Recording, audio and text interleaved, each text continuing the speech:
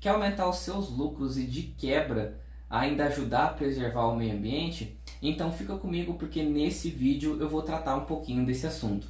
Fala pessoal, eu me chamo Leonardo, eu sou zootecnista, atuo no estado de Mato Grosso do Sul e hoje eu quero conversar sobre um tema que tem me chamado bastante atenção nos últimos anos, que é uma produção mais sustentável, diversificando seus produtos, aumentando a sua renda e fazendo com que a sua propriedade ela tenha uma maior longevidade.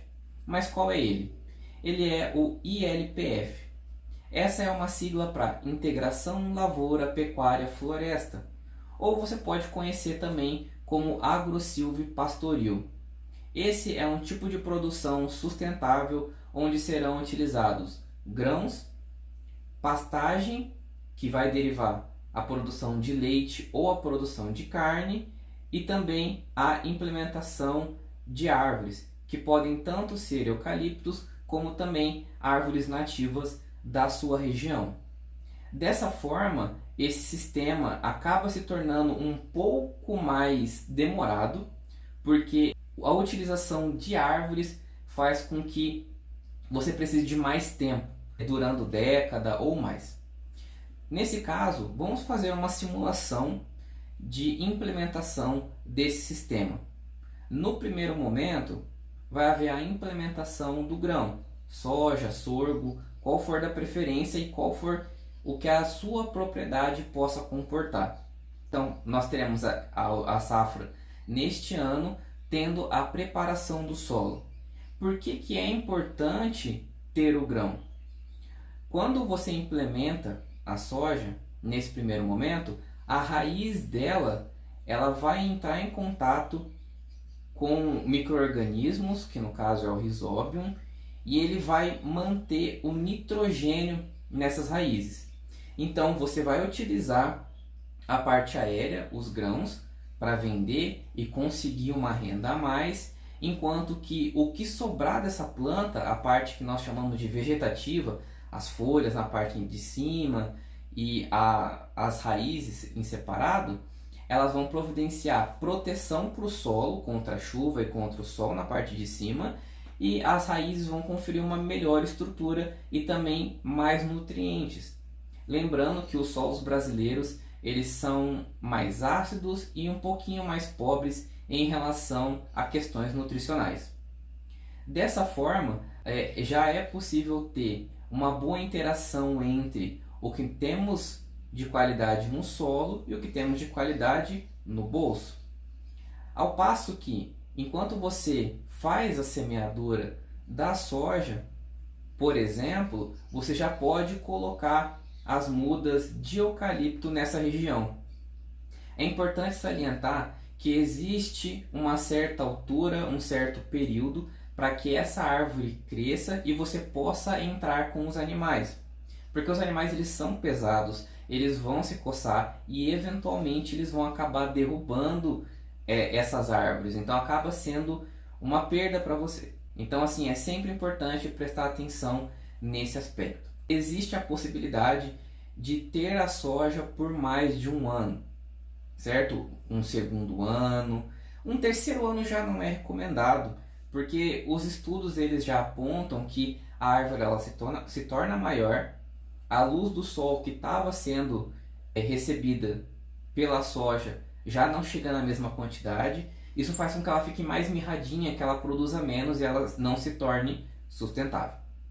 Então, até 2 anos é uma faixa confiável para poder haver essa implementação. Passou desse período, então você introduz a forrageira que vai se adaptar melhor a um ambiente com maior sombreamento, e aí você entra com os animais nessa região. E o que vai acontecer aqui? Nesse momento você vai estar investindo em madeira. Essa produção madeireira ela pode ter destinos específicos. Então, se for para a produção de celulose, você pode fazer o corte 7, 8 anos ali esperando o eucalipto crescer. Se for, por exemplo, para a produção de carvão, aí já é um pouco menos, 4, 3 anos. Agora, se você for vender peças maiores, se você for vender para uma indústria que vai construir imóveis, por exemplo, aí passa dos 12 anos, 15 anos para ter uma maturidade maior e uma quantidade maior desse produto. Lembrando que a venda desse material é por decímetro cúbico, tá? É só uma métrica aqui para a gente ficar ciente. Voltando para a produção, o que a gente vai ter? A forrageira, o capim que estiver nesse sistema, ele vai crescer debaixo de sombra. Então é importante escolher com muito cuidado qual que vai ser a forrageira, porque pode ser que ela não consiga compensar o ganho de peso do seu animal ou a produção de leite que você precisa. Se vocês quiserem, eu faço um vídeo mais específico falando sobre quais são as melhores forrageiras para se tratar num ILPF. E aí, nesse caso, ele pode ser utilizado em pastejo contínuo, esse sistema, quanto em pastejo rotacionado. É claro que mais for para o pastejo rotacionado, maior vai ser o trabalho nessa produção.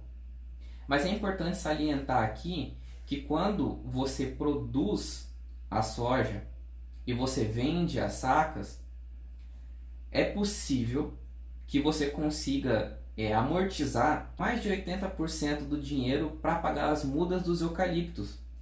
E essas mudas de eucaliptos em 4, 8, 15 anos vão pagar muito mais que isso. Eu já vi um tempo atrás que plantar a árvore é como se você tivesse com uma poupança em forma de madeira. E de fato isso acontece. Então o ganho aqui ele sempre é a longo prazo. Então assim, coisas que acontecem nesse sistema que a gente tem que ficar de olho. Quando nós falamos de bem-estar animal, que é um tópico muito interessante também, nós providenciamos um ambiente no qual o animal ele vai poder expressar esse bem-estar dele. Para as vacas leiteiras é significativo. Então assim, existem estudos comprovando que há aumento dessa produção de leite com animais que ficam em um ambiente com maior sombreamento, que elas ficam mais confortáveis termicamente falando. Por quê? Quando existe o sistema, um microclima se forma lá dentro. Então, em relação ao ambiente lá fora, a temperatura é mais controlada, a umidade ela atua de maneira diferente. Inclusive, existem alguns relatos de sistemas de ILPF prevenindo a ação de geada sobre a forrageira. Então, é uma proteção mecânica contra ventos, contra geada, mantém a temperatura dentro do sistema. É claro que o ganho por área, agora falando sobre a produção de carne, acaba sendo reduzido, mas o ganho por animal ele se mantém muito significativo. E assim, existem outros desdobramentos do sistema de ILPF, a sigla, a métrica, como é chamado, vai variar da Embrapa, vai variar de alguma outra instituição, mas existem outras formas de utilizar esse sistema, retirando um componente, adicionando outro, trabalhando de uma forma, trabalhando de outra. Quer saber um pouquinho mais? Se inscreve no canal, porque essa é o primeiro de 4 vídeos falando sobre os sistemas integrados. Nós temos mais 3 aí que são variações desse e que funcionam em diferentes tipos de propriedades, em diferentes tipos de situações.